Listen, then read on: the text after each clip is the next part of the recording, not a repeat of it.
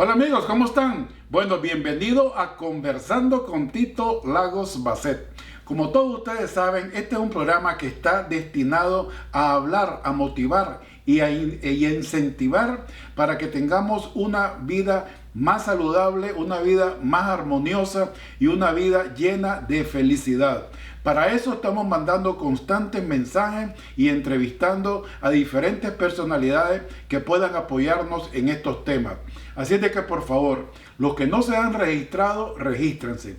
Los que aún no le han hecho clic a la campanita, háganlo. Y sobre todo, compártanlo. Compártanlo porque compartir es crecer también.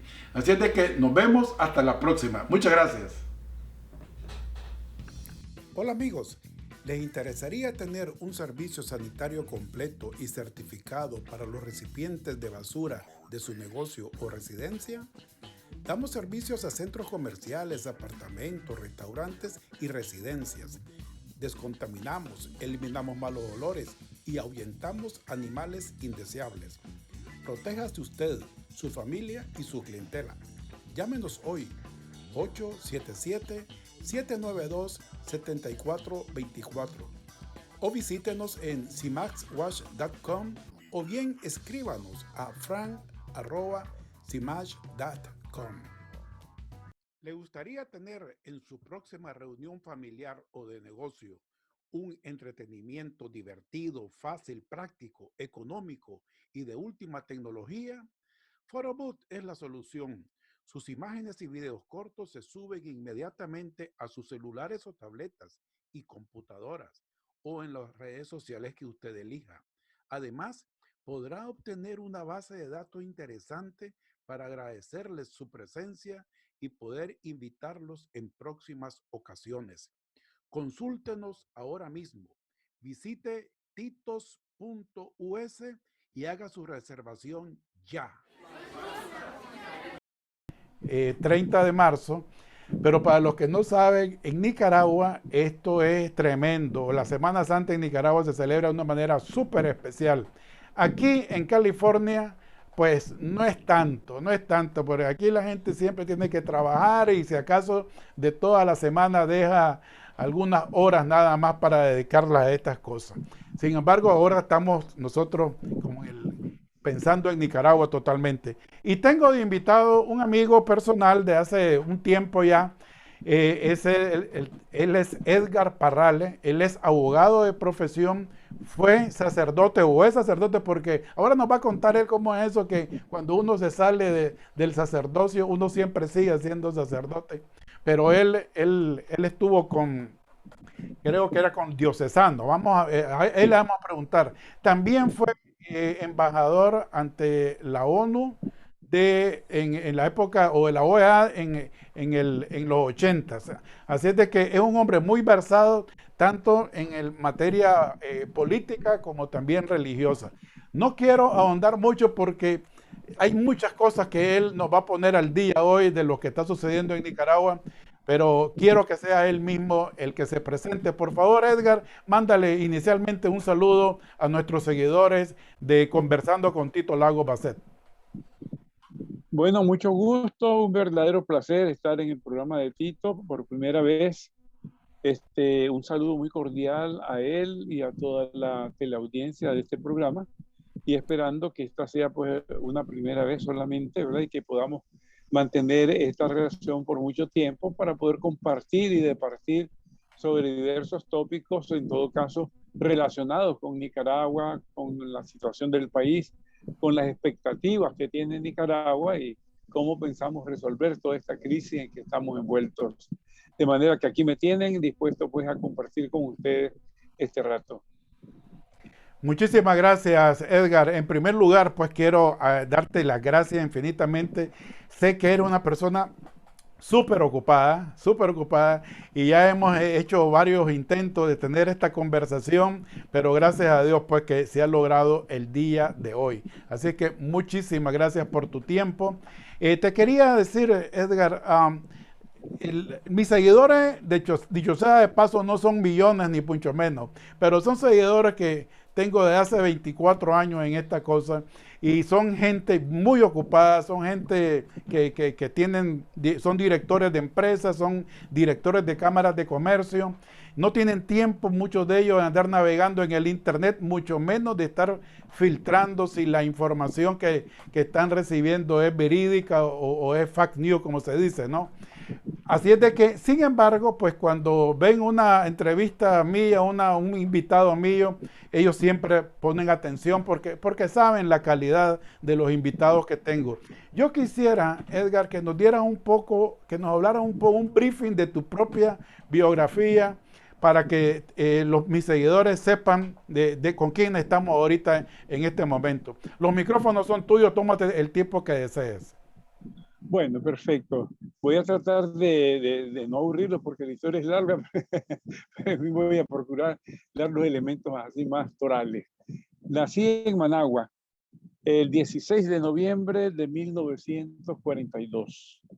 Mi mamá se llamaba Dominga Margarita Castillo Mora y mi papá se llamaba Francisco Arturo Parrales Telles. Ambos murieron allá en Los Ángeles y allá están enterrados.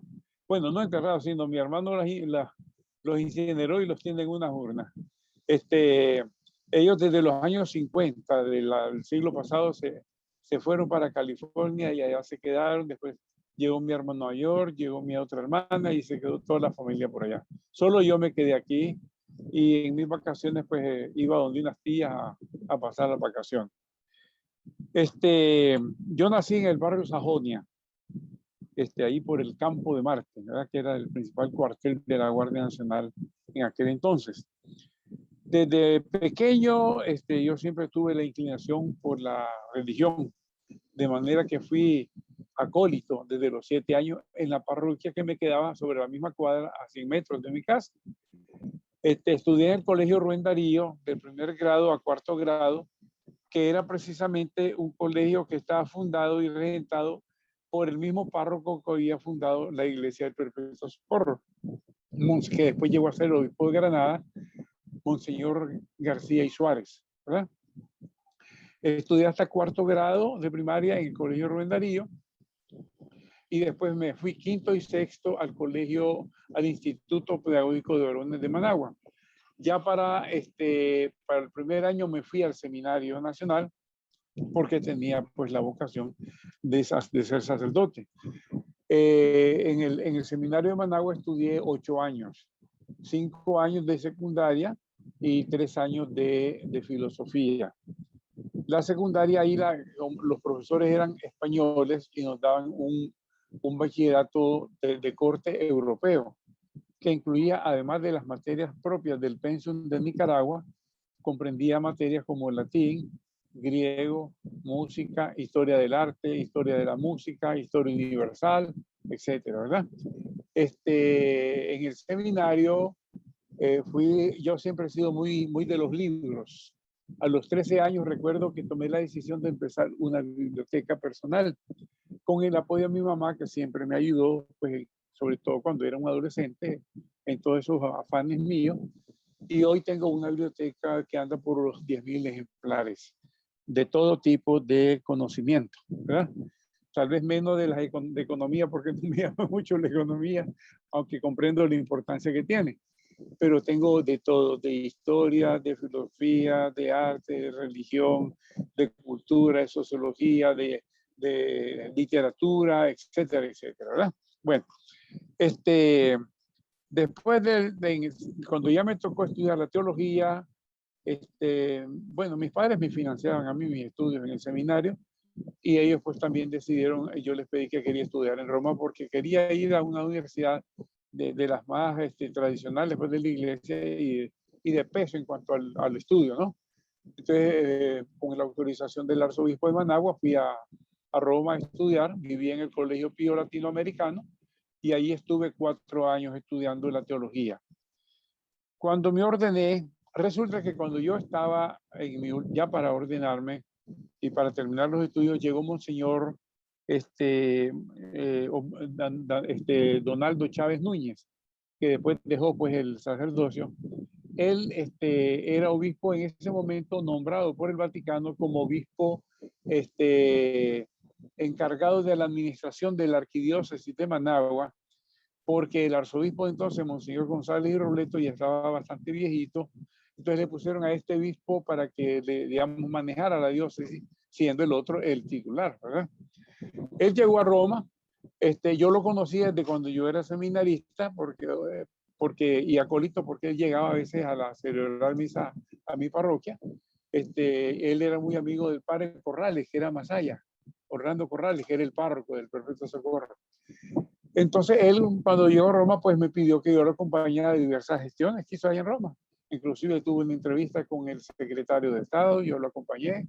Fue a ver a los jesuitas, a la Casa Generalicia de los Jesuitas, porque él había comenzado sus estudios sacerdotales como un apostólico de los jesuitas.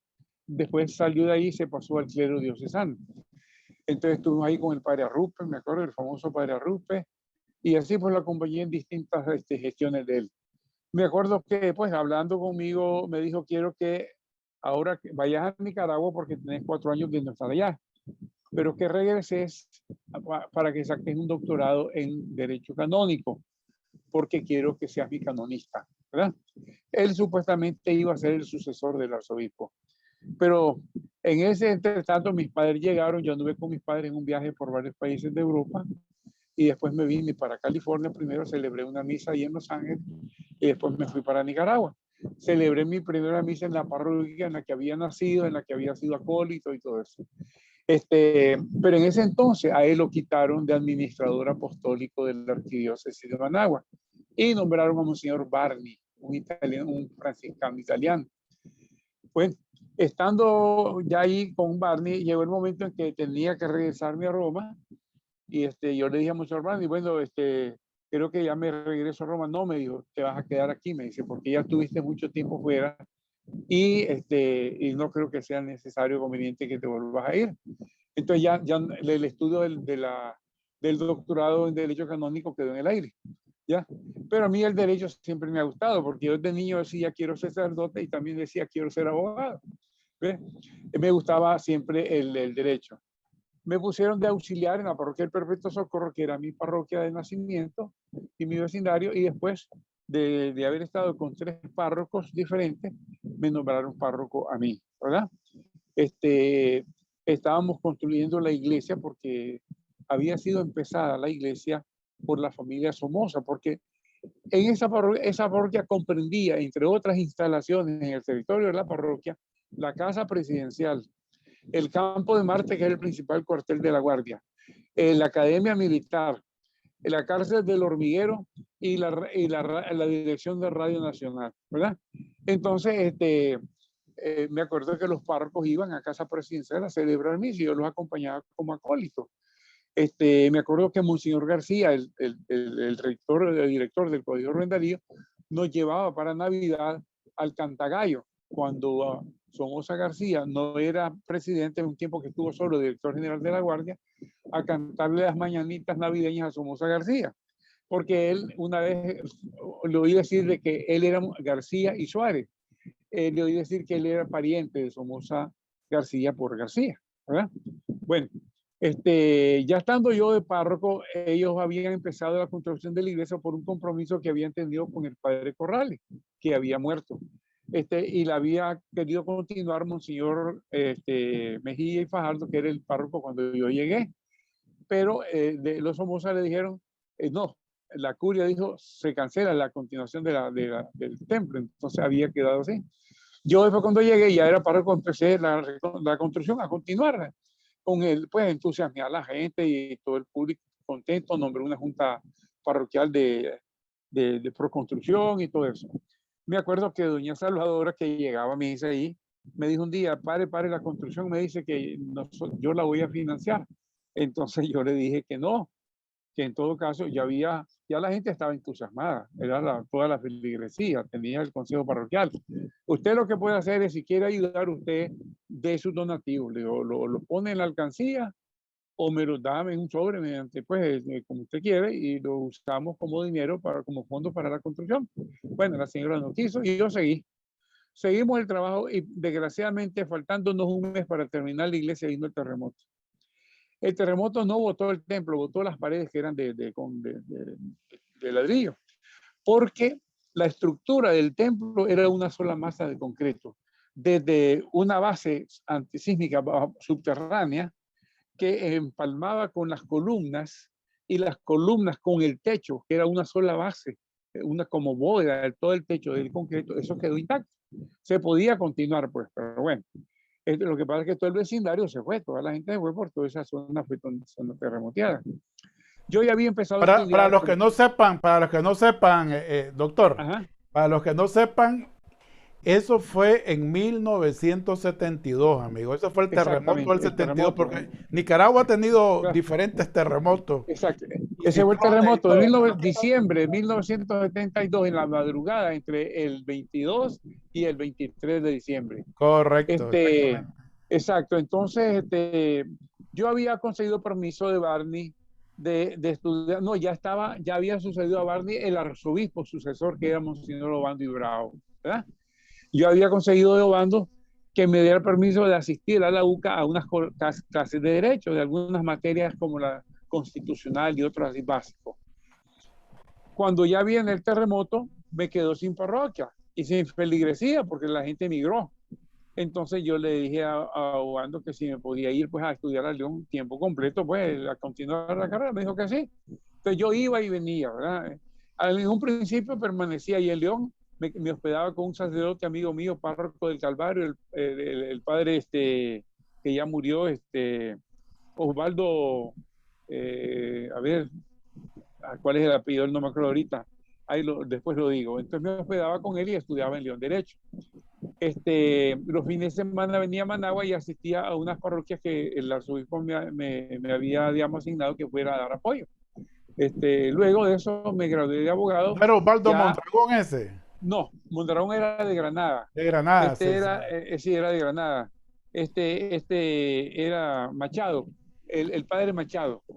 Bueno, resulta que ya antes de graduarme, ya me había nombrado el arzobispo párroco de una nueva parroquia por construirse, realizarse, que era un remanente de la vieja parroquia del Perpetuo Socorro. Porque en la vieja Managua eran como 5 iglesias que se repartían toda la zona de Managua. Y esta parroquia le tocaba hacia la carretera Masaya, entre ese el camino de Jocote Dulce, toda una zona rural.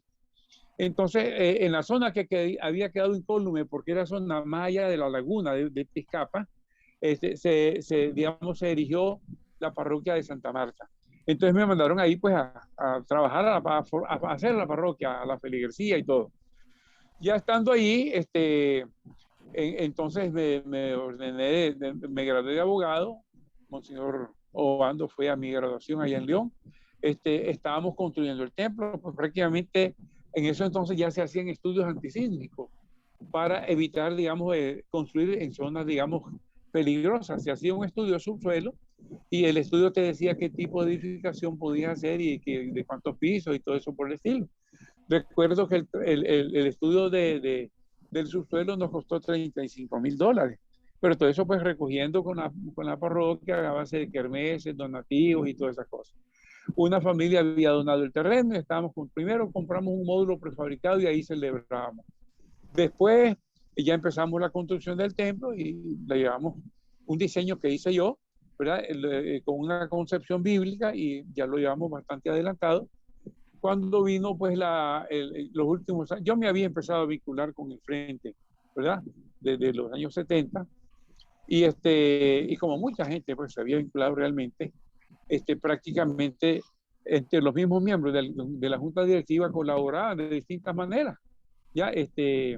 Entonces, cuando ya triunfó la revolución, como yo me había incorporado al grupo de los 12, que es un grupo de empresarios, intelectuales, religiosos que apoyaban la lucha contra el comunismo, yo me había incorporado a ese grupo, entonces me asignaron un cargo pues, en la revolución, ¿verdad? Primero como viceministro del Seguro Social, acompañando al licenciado Reinaldo Antonio Teffer, que era social cristiano, viejo luchador amigo de Pedro Joaquín Chamorro, y él era al que nombraron como ministro director.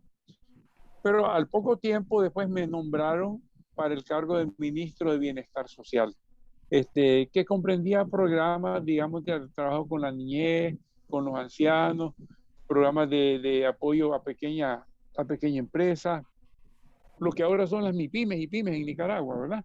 Micros y pequeñas empresas, y también con trabajos de tipo social como, digamos, trabajos de recuperación psicosocial de prostitutas, ¿verdad?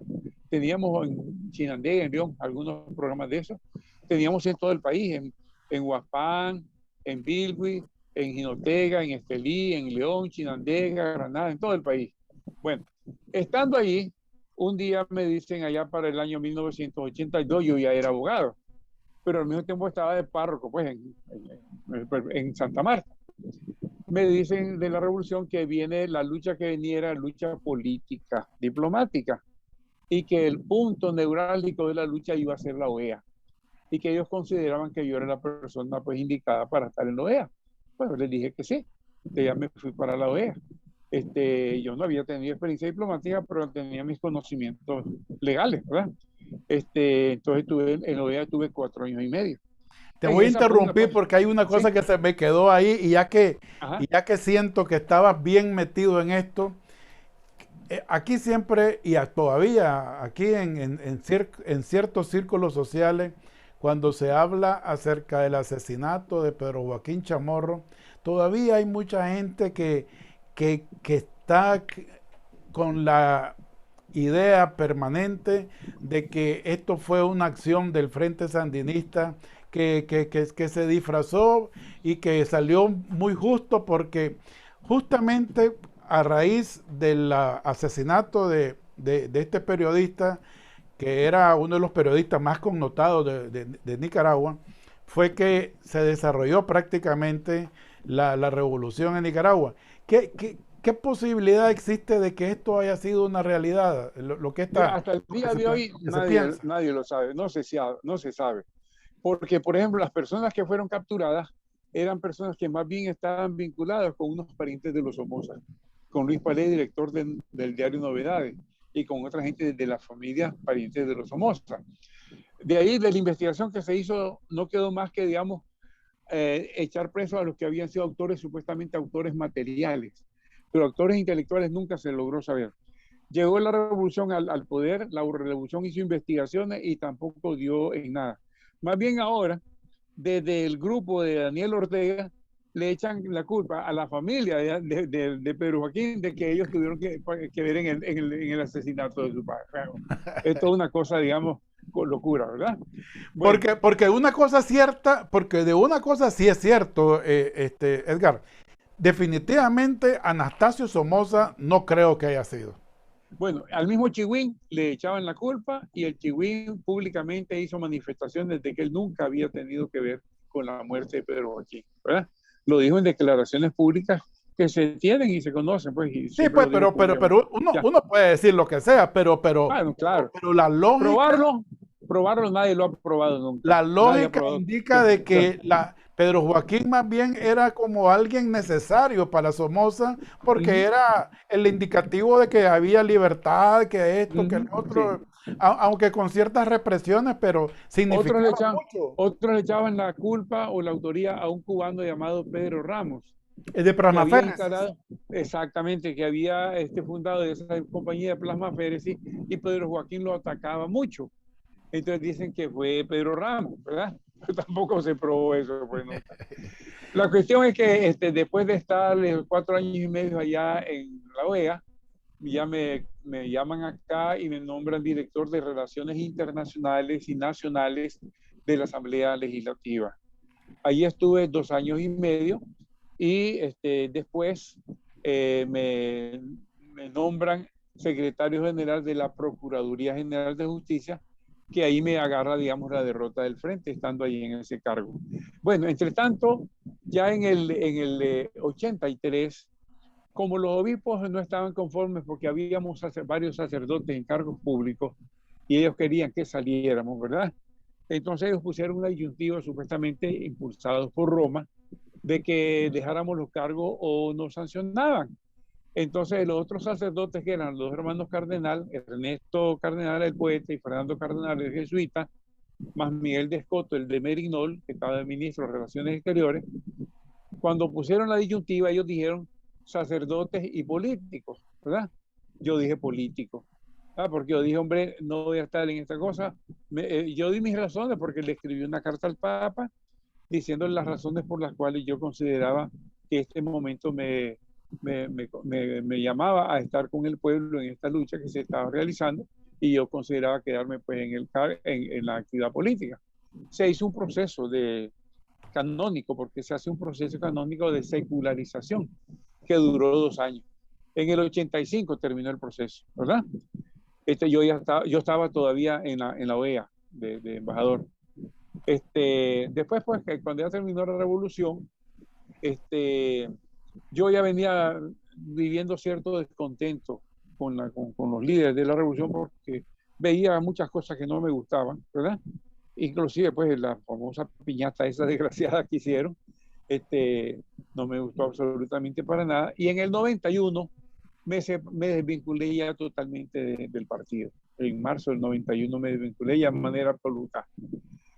Poco después, ya ejerciendo, me había casado en el 99, 99 me había casado. 5 años después de que decidí dejar el sacerdocio, ¿verdad? Yo me casé. Porque yo decía, bueno, ya, si ya no voy a ser sacerdote, ¿qué sentido tiene que siga guardando el celibato? ¿Verdad? Entonces decidí casarme. Bueno, ya en los 90 pues me dediqué a la profesión con bastante dificultad al principio, porque los 11 años que estuve como servidor público me había desvinculado del proceso de las leyes, del avance de las leyes, me tenía que volver a actualizar, ¿verdad? En ese entretanto, como siempre he tenido la vocación de lo político, me vinculé con el doctor Alejandro Serrano Caldera, Masaya, ¿verdad? El filósofo, El filósofo. que estaba fundando un partido político llamado Convergencia Nacional, en el contexto del pensamiento de la unidad en la diversidad, ¿verdad? Yo anduve con él como 4 años por distintos puntos del país, haciendo pues la propaganda del partido, pero en realidad la idea no cuajó mucho solo a nivel de élite, porque el doctor Alejandro Serrano es un hombre muy inteligente, había sido rector de la UNAM, pero era un intelectual, no era un hombre de masas, ¿me entiendes? Entonces no cuajó pues el proyecto. Ya lo dejé y después me fui al PLI con el doctor Virgilio Godoy, el Partido Liberal Independiente, porque se decía, había la fama de que el PLI era la reserva moral del liberalismo, ¿verdad? Y entonces ahí sí me puedo sentir pues a gusto, y porque no voy a meterme en grupos políticos cochinos que solo actúan a base, digamos, de zancadilla, de prebenda y de cosas así, pues totalmente nada éticas, ¿verdad? Estuve 10 años en el PRI, como miembro de la Junta Directiva Nacional y con el cargo de subsecretario nacional. A partir de ahorita te voy a comenzar a estar interrumpiendo porque ya estamos Bueno, prácticamente perfecto. en el momento. En Una el pregunta momento, que, claro. una Sí. pregunta que yo siempre, cuando tengo invitados como tú y que han estado involucrados anteriormente con el Frente Sandinista, todo se sabe de que esta gente tiene, o sea, podrán perdonar a un somocista, podrán perdonar a un agüerista, qué sé yo, a un conservador y todo, pero cuando son de sus propias élites, de su propia infraestructura, no lo perdonan y entonces es una guerra terrible. ¿Tú has sentido eso también de parte Bueno, lo que sentí es un vacío y hasta cierto punto unas especies de estancadillas. Porque, por ejemplo, en 3 ocasiones fui candidato a la Corte Suprema de Justicia y en las 3 ocasiones ellos me boicotearon.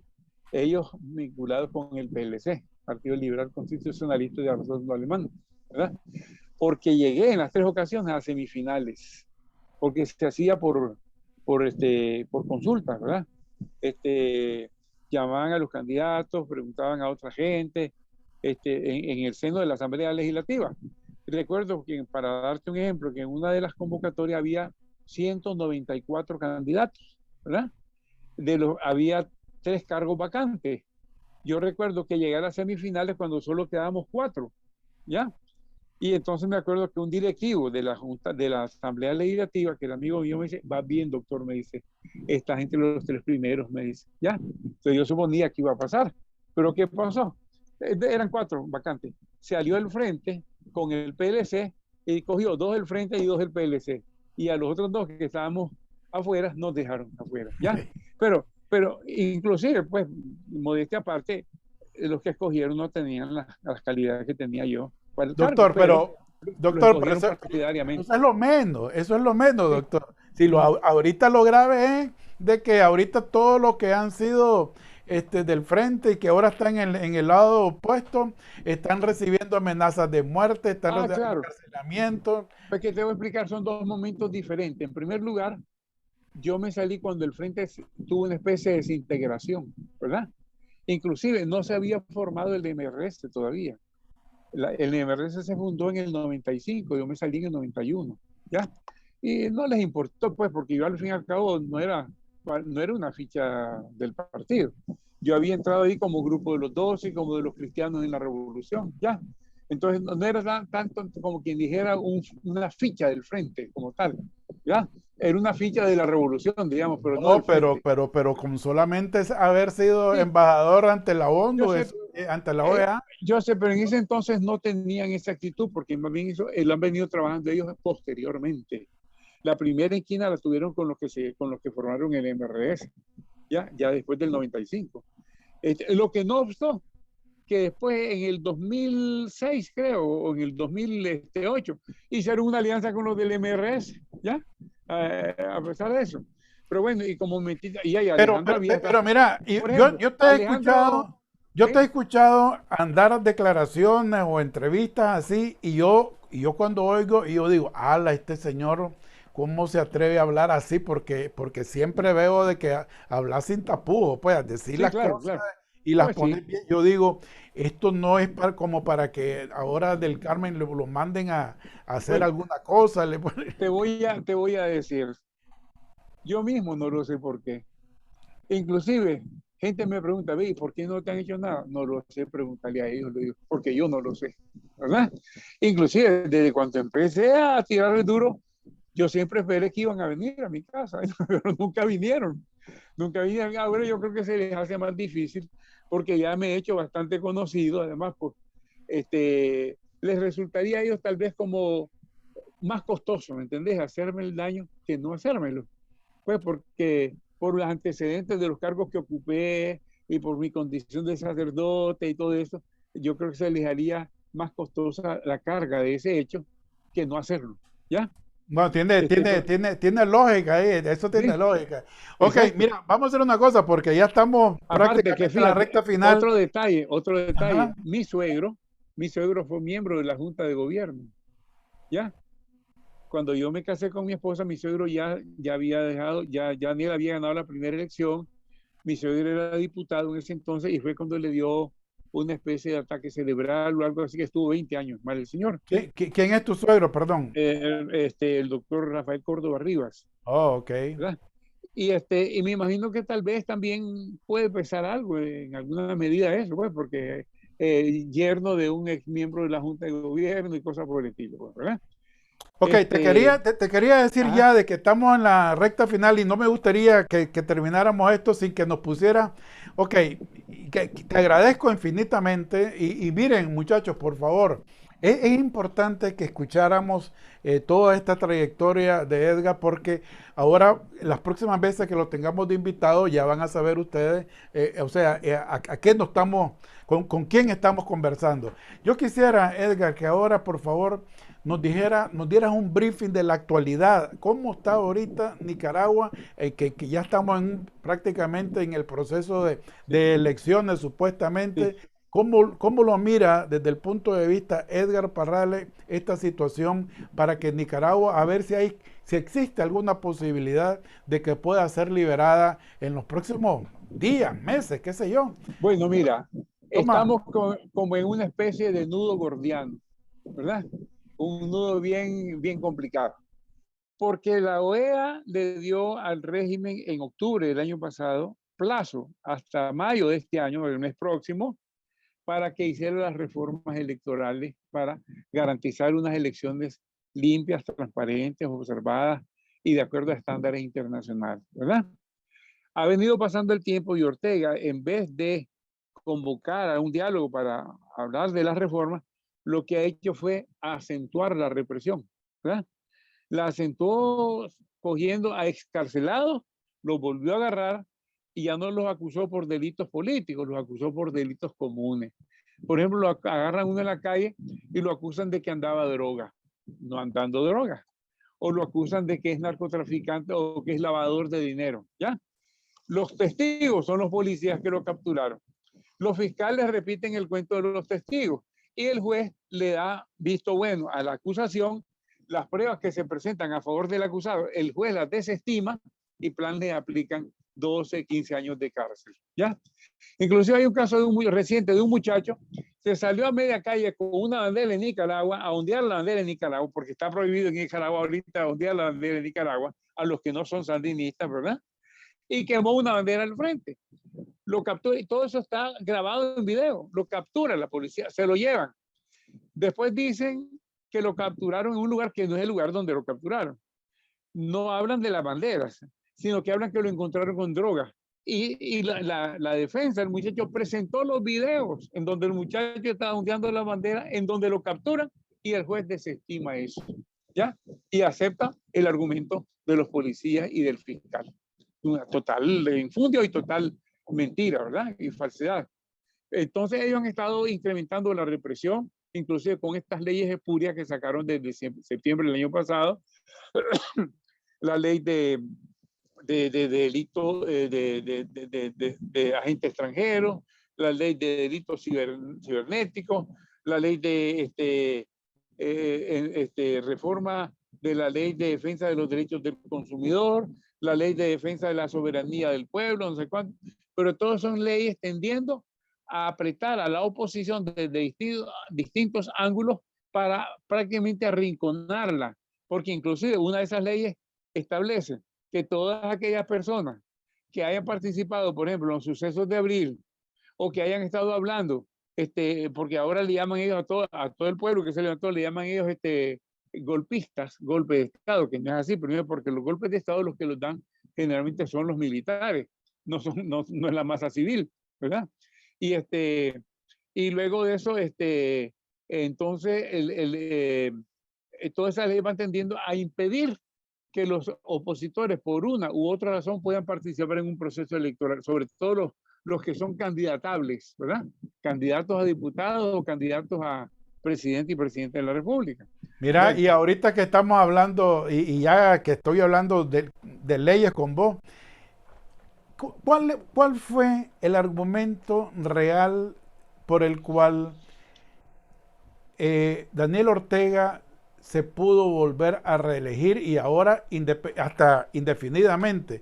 Cuando yo sabía de que existía una ley que impedía eso, te lo y voy a sobre contar. todo si había sido ya 2 veces presidente. En la Constitución había 2 artículos que precisamente habían sido elaborados en la reforma constitucional de 1995, que la impulsaron los que se separaron del frente en la Asamblea, que prácticamente toda la bancada del frente se le volteó, ¿verdad? Y son los que hicieron el MRS.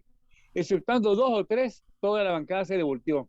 Y son los que hicieron la reforma de 1995, que previendo las posibilidades de la reacción pusieron 2 candados ahí. Uno que decía, el que haya sido presidente de la República 2 veces, ya no puede ser una tercera vez.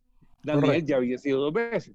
Y segundo, decía otro que decía, el que sea presidente de la República en el periodo anterior al periodo que se va a elegir, tampoco puede ser presidente. Y justamente Daniel acababa de ser presidente en la segunda vez, entonces ya no podía ser para el periodo que seguía porque tenía ese otro candado. ¿Qué hizo Daniel? Daniel hizo un decreto que no lo hizo él, después el mismo Rafael Solís, magistrado de la Suprema, lo confesó, que Daniel le pidió que hicieran, en la Corte Suprema hicieran el decreto, ¿verdad? Se lo mandaron a él y él lo firmó como que él lo había hecho, que establecía que el impedir a una persona que fuera candidato indefinido era violarle sus derechos humanos y que por lo tanto las disposiciones de la Constitución eran inconstitucionales. Mira qué bonito, ¿verdad? Ok, Entonces, detenete ahí, porque entonces ah, aquí viene una pregunta que siempre nos hacemos los que vivimos en el exterior. ¿Y existe alguna ley que a los nicaragüenses residentes en el exterior se les prohíba tener un cargo público en Nicaragua de ministro o incluso de la no, presidencia? no existe, ley como tal no existe, no. Lo que tienen que tener es su cédula, pues, y optar porque son nicaragüenses, ¿ya? O, o sea, aunque uno Lo haya que estado sí, viviendo mira, aquí no, años. dependía, mira, si por ejemplo son nicaragüenses que optaron por la ciudadanía norteamericana, la Constitución sí prohíbe que sean candidatos a la presidencia de la República, ¿verdad? Y Porque eso no, tiene lo y eso no es violar los derechos humanos. bueno, es que la realidad es que son derechos políticos, no son propiamente derechos humanos inherentes a la persona, sino son derechos, digamos, del ejercicio público, ¿ya? Pero en todo caso, Pero también así con Daniel, pero eso fíjate no que era alegado que no era derecho pero humano, era fíjate que derecho. ese tipo de limitaciones la tienen todas las legislaciones del mundo, porque en los mismos Estados Unidos, un naturalizado no puede ser candidato a la presidencia de la República. Ahí tenés el caso de Schwarzenegger, ¿verdad? Que lo más que Schwarzenegger pudo llegar fue a gobernador de California, pero no puede ser candidato Sí, a la pero presidencia porque de él la no República. nació aquí, él no nació aquí, pero yo te estoy hablando del nicaragüense que nació en Nicaragua y ahora Ajá, se nacionalizó gringo, pues, pero ya, sí, pero él nació en Nicaragua. ya yo sé, pero como renunciaron o tomaron la otra nacionalidad, pues le aplican ese criterio, ¿verdad? Eso está en la Constitución, pero no es el caso de Ortega, porque en el caso de Ortega era, digamos, dos disposiciones explícitas para casos de nicaragüenses que están en Nicaragua. ¿Qué pasó? Ese decreto que él sacó era ilegítimo, porque la Constitución establecía que el Ejecutivo, el Poder Ejecutivo, solo podía dictar decretos en materia administrativa, ¿verdad? Y ese era un decreto electoral. Entonces, a quien le correspondía era a la Asamblea Legislativa dictar un decreto de ese tipo. La Asamblea se quedó callada, no dijo nada, porque Ortega la controlaba. Entonces Ortega manda a la Corte Suprema de Justicia a consultar qué dicen sobre el decreto. La Corte Suprema, que era la que había hecho el decreto, ¿verdad? Por debajo, dice, este decreto está correcto, ¿verdad? Por lo tanto, pues no se puede aplicar la Constitución. Entonces mandan la resolución de la Corte al Consejo Supremo Electoral y el Consejo Supremo Electoral, que estaba también controlado, dice, hombre, si la Corte Suprema resolvió de esta manera, yo no tengo cómo oponerme. Yo acato lo que la Corte dijo, ¿verdad? Entonces, Ortega a candidato a la presidencia. Pero la realidad es que la misma Constitución hasta el día de hoy dice en el artículo 183 que la Constitución política de la República es la norma suprema del país y que nadie, ni leyes, decretos, disposiciones, órdenes, funcionarios, nadie puede dictar ninguna resolución que en contravención a lo que dispone la Constitución política de la República. Todavía lo dice la Constitución, ¡Hala! pero les valió un pito, les valió un pito. ¿Qué hizo hace poco Ortega en una reforma que hizo en el 2014? Cosas que de hecho él hacía, reformó la Constitución para darle valor de derecho. Por ejemplo, se le acabó el cargo a los del Consejo Supremo Electoral, los dejó allí, ¿verdad? En vez de hacer nuevos nombramientos. Entonces, ¿qué puso ahora en la reforma? Aquellos funcionarios públicos a los que se les haya vencido el término, pero que no han sido nombrados los nuevos sustitutos, pueden continuar en el cargo mientras no se hayan nombrado los otros. Entonces, claro, no nombra a los otros y ellos siguen indefinidamente los mismos que él controla, ¿ya? Ese es el punto, pues. Y en Wow. la Constitución está, ya lo pusieron así, para santificar lo que de hecho habían hecho de antemano, para darle valor legal. Pero en el fondo, aunque le hayan dado ese valor legal, son decisiones que van en contra del espíritu de la Constitución. Porque la Constitución no solamente es lo que está explícitamente escrito en la letra, la Constitución obedece a una filosofía determinada, ¿verdad? Y en la filosofía del concepto constitucional no están contempladas esas movidas, ¿ya? Aunque la hayan reformado, lo que hacen es que han manoseado la Constitución a troche y moche, a como les ha dado la gana. Ok, bueno, y ahora, doctor, ya para, pues, ya para la recta final. Entonces, según usted en este momento, ¿qué se puede esperar para las próximas elecciones de noviembre? O sea, así Bueno, como está el panorama y este sabiendo mes, el marrullero y todo que está y el poder que tiene. Porque yo le voy a decir una cosa, maestro. Esta situación de ahorita para Daniel Ortega es muy diferente a la situación del 90, donde él definitivo. creyó que iba a ganar. Él nunca había tenido una derrota así. Y además de eso, no tenía los millones que tiene ahora, ni todo el poder como en este momento. Claro, Y claro. ahorita, digo yo, pues yo creo Sí, que sí. el que salga ahorita electo presidente, va a tener una gran presión, no solamente del pueblo nicaragüense, sino de la presión internacional para que haya justicia también. O sea, yo creo de que si alguien llega a la presidencia, va a tener que enjuiciar a Daniel Ortega, confiscarlo, o sea, todo a Todo lo encauzarlo mal por habido, los daños que todo ha lo hecho. mal habido. Sí, Y Daniel lo sabe. Entonces yo sí. digo, va a ser tan tonto este señor de permitir, bueno, pues vamos a ir a elecciones libres y sabiendo que lo van a ganar, porque le van a ganar. O sea, son más Ahí de es donde 35 está el punto, mira. muertos De hecho, con familias y todo eso. ellos mismos ¿Usted saben de cree que que vamos a tienen, tener realmente unas elecciones limpias, transparentes o mira, qué? ellos saben el que las tienen perdidas. Si las elecciones son con previas reformas electorales, ellos saben que tienen perdidas las elecciones. ¿Qué pasa? Que como la OEA puso ese ultimátum a Ortega de que para mayo, le dan hasta mayo para hacer la reforma, ¿verdad? Y no la ha hecho, una táctica que ha sido tradicional en Ortega, cuando tiene que tomar una decisión que no le gusta o que le es adversa, siempre la toma hasta el último momento. Primero, porque primero va tratando de evitarlo, ¿verdad? Y claro, en ese de evitarlo ha ido reprimiendo y dictando leyes y metiendo gente a la cárcel y un montón de medidas. Este, la alternativa está, si ellos, digamos, aprueban las elecciones, que no las harían por gusto, sino las harían por la presión que tienen, ¿verdad? Porque la presión ya está planteada hasta cierto punto.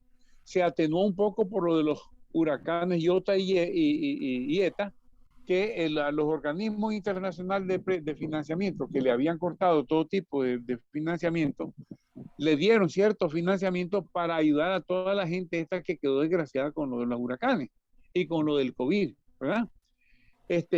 Pero con la condición lo dieron de que esos fondos los iba a administrar no el gobierno, sino los organismos donantes. Y así está sucediendo. Pero entonces ahorita, con esta ley Renacer que están aprobando en el Senado de los Estados Unidos, le están apretando las tuercas, ¿verdad? Porque además de que ya está la NICTA Act y está la Magnitsky, la ley Magnitsky, le están apretando las tuercas. La ley yo creo que va a salir antes del término de mayo, porque si sale después ya no tendría sentido. Sale ahorita para apretarlo, ¿me entiendes? Y apretarlo en el sentido, hay una serie de medidas ahí que establecen nuevas sanciones para otras personas que no están sancionadas y que son del aparato estatal, inclusive para instituciones del Estado. Así como lo hicieron, por ejemplo, para, para la, perdón, así como lo hicieron para la policía y para el jefe del ejército, hay otras instancias para las que la pueden hacer. En la Corte Suprema solo han sancionado a un magistrado de la Corte Suprema. Y ahí hay varios sancionados. Perdón, ahí hay varios sancionables. Si gusta, toma un poquito de agua, doctor. ¿Qué pasa? Que ya anunciaron que sancionarían a nuevas instancias y nuevas personas del círculo de ellos.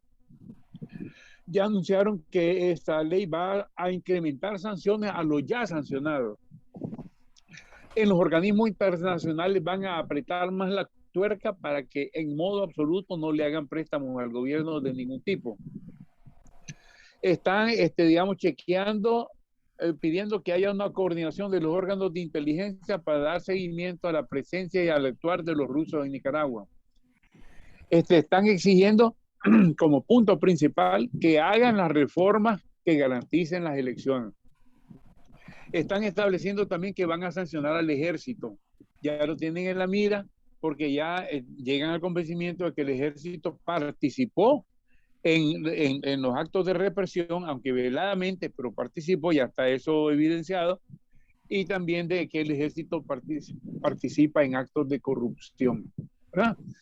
También al ejército le van a dar su sanción, aunque ahorita tienen sancionado al jefe del ejército, al general Julio César ¿cómo es? Avilés. Avilés, exacto, ¿verdad?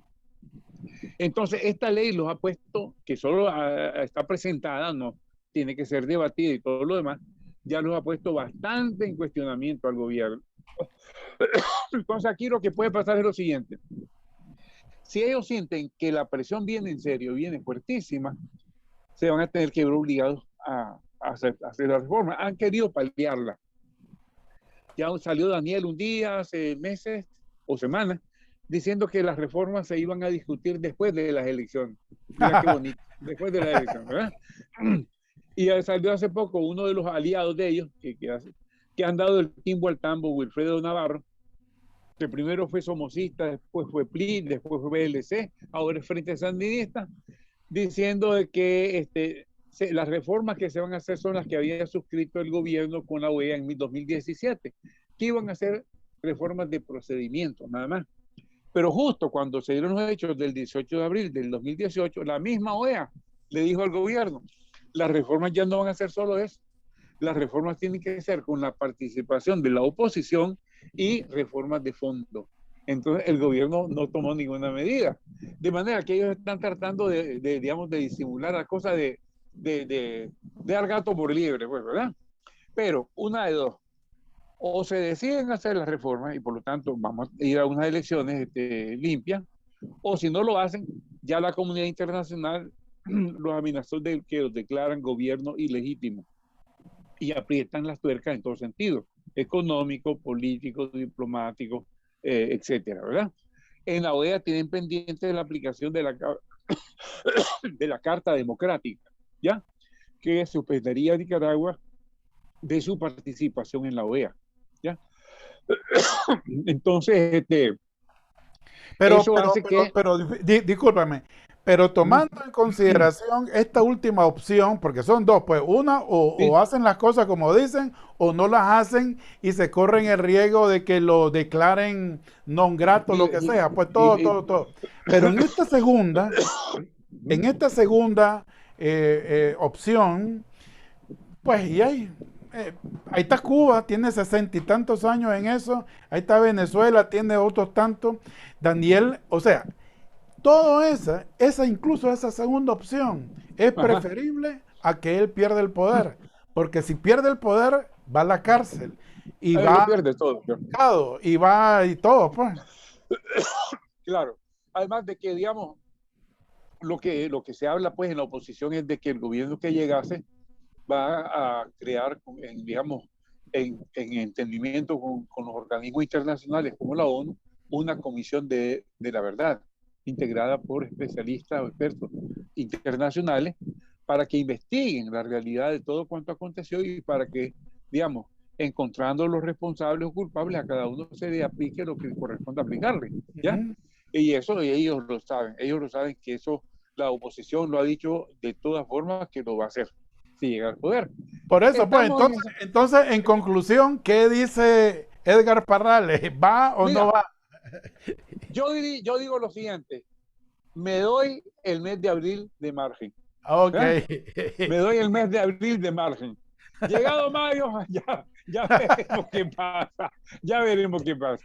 Porque puede ser que él ya en último momento decida jugársela pues, y aceptar hacer la reforma. Puede ser que no, pero entonces ya sabemos en qué vamos a caer, porque el país va a entrar en una depresión económica horrible, ¿ya? Pero Porque, todo eso porque para esa Daniel misma, es fíjate, sí, preferible, todo eso es preferible que pero estar preso, pues. acordate de una cosa, que, bueno, primero los fenómenos sociales de los pueblos son diferentes, no son necesariamente igual, idénticos. Este, un pueblo ya hambreado, un pueblo ya en la desesperación, ya no por política, por razón de sobrevivencia se puede levantar, ¿ya?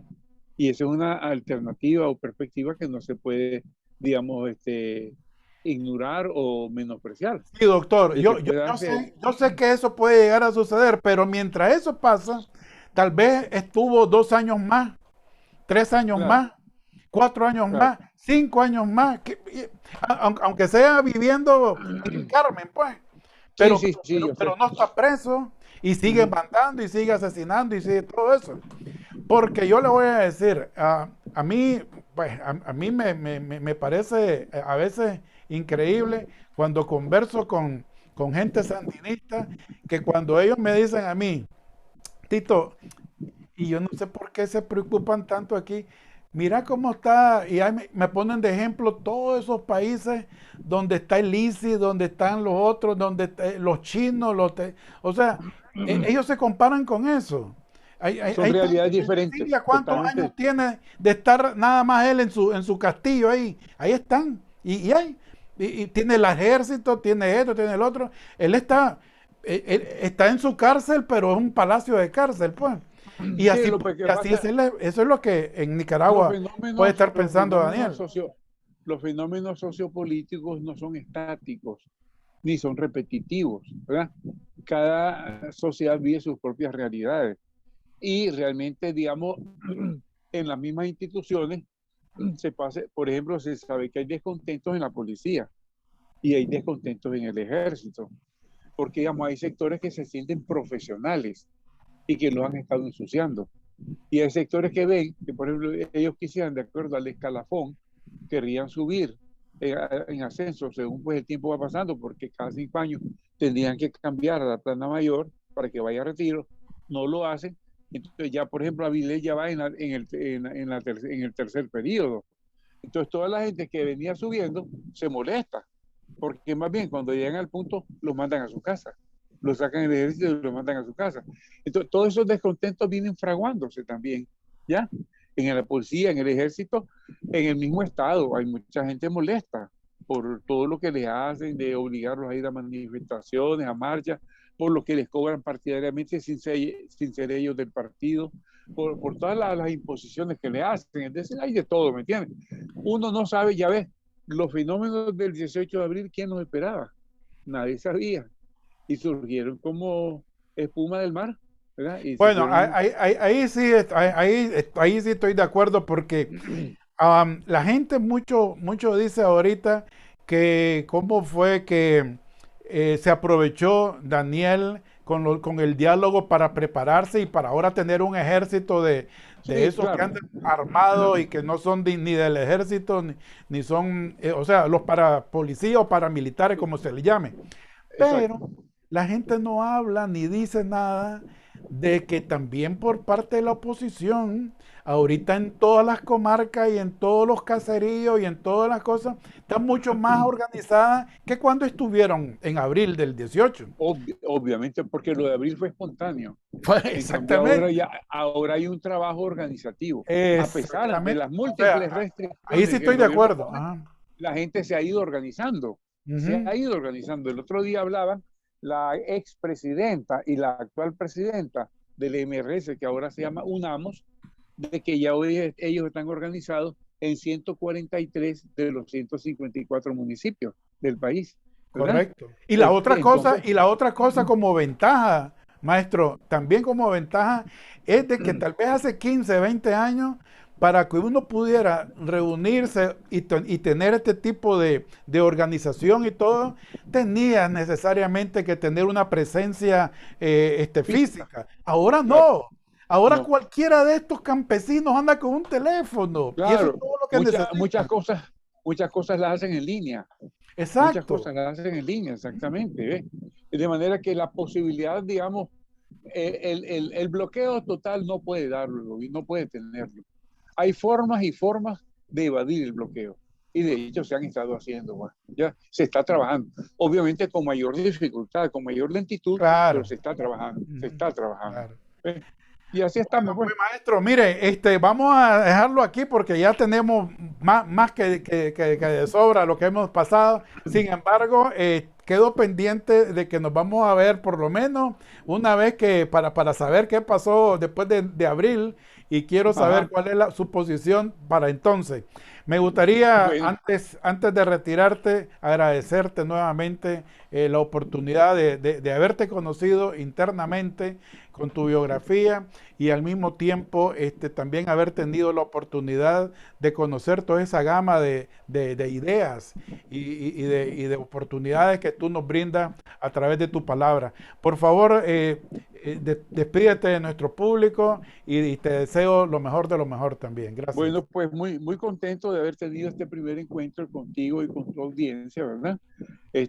También con el entusiasmo y el deseo de seguirme comunicando porque es importantísimo, digamos, que la gente esté informada de cuánto sucede en Nicaragua, sobre todo el que está fuera en Nicaragua, ya sean nicaragüenses o no nicaragüenses, que necesitan de saber de viva voz cómo va la evolución de la situación sociopolítica del país, ¿verdad?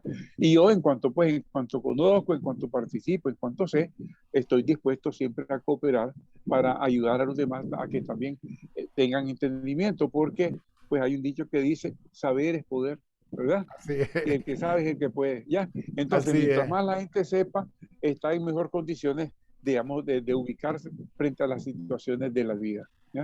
Así Ya que, como epílogo, maestro, le quiero decir de que nosotros, pues, yo tengo aquí ya casi 40 años de estar residiendo acá y entre las amistades y todo eso, pues estamos hablando ya personas de que han trabajado ya aquí buena parte de su vida y ya en periodo de retiro, ya con su jubilación. Y hasta antes del 18 pues como los elefantes, ¿verdad? Todo lo que teníamos como ilusión era ir a dejar nuestro volver, huesito allá a la patria, por muchas razones. En primer lugar, sí, porque, puchica, uno nunca termina de esa nostalgia de la patria, ¿no? Los amigos, las amistades, la comida, la convivencia, el clima, todo. Pero por otro lado también porque aquí por mucho que uno haya trabajado y esforzado y que tenga su retiro y todo eso, el dinero aquí no es lo mismo que alcanza lo mismo que estar allá con claro, empleados, con una de fiesta todos los días y todo eso. Aquí no se puede, aquí el no, que queda retirado tiene que, y eso sí tuvo la oportunidad de ser una persona exitosa y ahorrativa y ya tiene su casa pagada y lo que sea, pero generalmente no es así, yo realmente sé no. que mucha gente a cierta edad en países como Estados Unidos, la soledad se les hace un infierno, porque realmente es una soledad de aislamiento, de nula relación, de nula comunicación. Y no es como en nuestro país. Por ejemplo, uno aquí puede tener tertulias todas las noches si quiere, con los Así, amigos. Allá, para ver a los amigos, tenés que programarte. Nos vemos en una semana, nos vemos en 15 días y nos así vemos un ratito, ¿no? Así Y es es, una cosa así es, totalmente así es. diferente, totalmente diferente. Pero la ilusión siempre está que una vez que esto se arregle, ¿tú te imaginas, Edgar, que nos regresáramos 100.000 nicaragüenses? Que ya Claro. después de haber estado aquí 30 años con esta Ujú. mentalidad y ya con ciertos ingresos económicos y con cierta estabilidad económica, ¿vos te imaginas lo que significa 100.000 nicaragüenses que Claro. regresen con el deseo de seguir prosperando y de seguir invirtiendo en Nicaragua? Sí, Eso es lo que claro, claro. nosotros queríamos Sería y fabuloso. eso es lo que deseamos. Por eso es que deseamos un cambio en la infraestructura, en el sistema, porque de esa manera podemos tener la confianza de poder retornar a Nicaragua y poder levantar la economía y todo, pues Bueno, lo que se necesite allá. yo quiero decirte y a ellos también, yo personalmente tengo la fe, la convicción de que sí vamos a poder, ¿ya? De que esto cambiará. Yo es una convicción, una firmeza que tengo y aquí estoy solo yo. No tengo nada más, pero tengo esa convicción firme y la defiendo y la expongo con la más absoluta libertad y estoy convencido de que sí, vamos a lograrlo. Bueno, pues te voy a Pues, invitar a que me acompañes ahorita con esta oración que hago yo siempre cuando tengo invitados como tú, Márchate de Nicaragua, Satanás, inventor y maestro de la mentira. Te lo exigimos en el nombre de nuestro Señor Jesucristo y en el nombre de su preciosísima sangre. Amén. Amén. Con Muchas todo gracias, gusto, Edgar. ¿verdad? Hasta pronto. Bueno, Tito, un placer, ¿verdad? Mucho gusto haber compartido contigo. Gracias.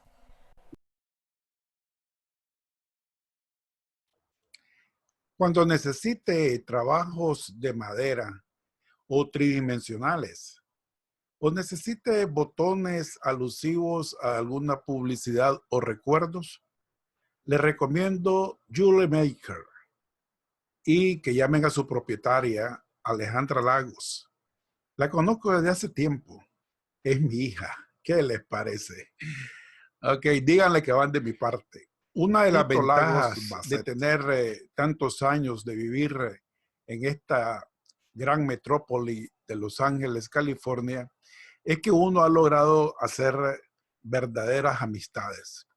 En este caso les quiero presentar mgprinting.com de mi amigo Mauro Gómez.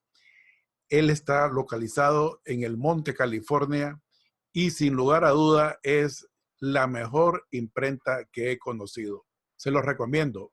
Dígale que va de parte de Tito Lagos Bassett. Bueno, cuando mis amigos me preguntan qué mariachi utilizo yo para mis fiestas personales, sin lugar a duda tengo que mencionar a mi amigo José Cervantes, el dueño de elmariachilatino.com. Somos amigos desde hace muchísimos años y indudablemente es el mejor mariachi de California. Cuando lo llamen, díganle que van de mi parte, Tito Lagos Bassett, y me lo saludan.